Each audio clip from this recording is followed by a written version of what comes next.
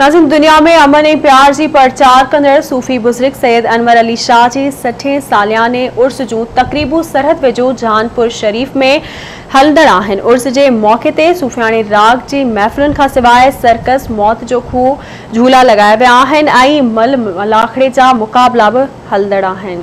Report करे रहियो आहे अब्दुल हई साबन।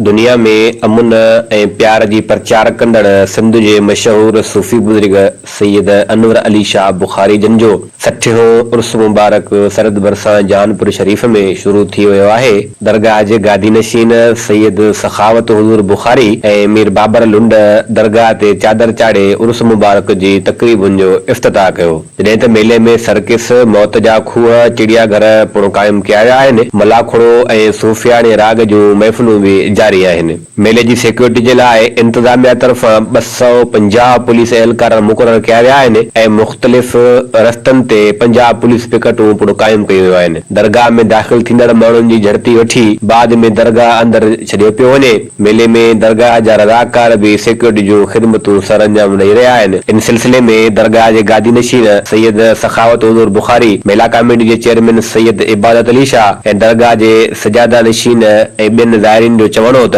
हर साल जीअं हिन साल बि धूमधाम सां उर्स खे मिलाइण जी कोशिशि कई वई आहे।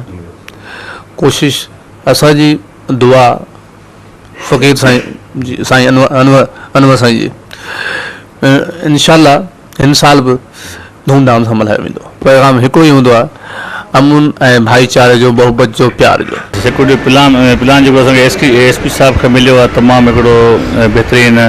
तक़रीबन 40-45 चौकियूं हणंदा आहिनि। नफ़री 200 जे तक़रीबन नफ़री हुननि जी हूंदी आहे।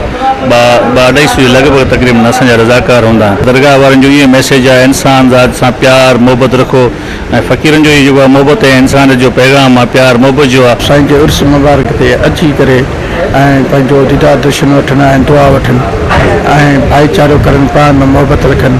साल वांगुरु जेको आहे न हिन साल बि जेको आहे न ही अनवर साईं जो उर्स जेको आहे जोश जज़्बे सां मल्हायो पियो वञे।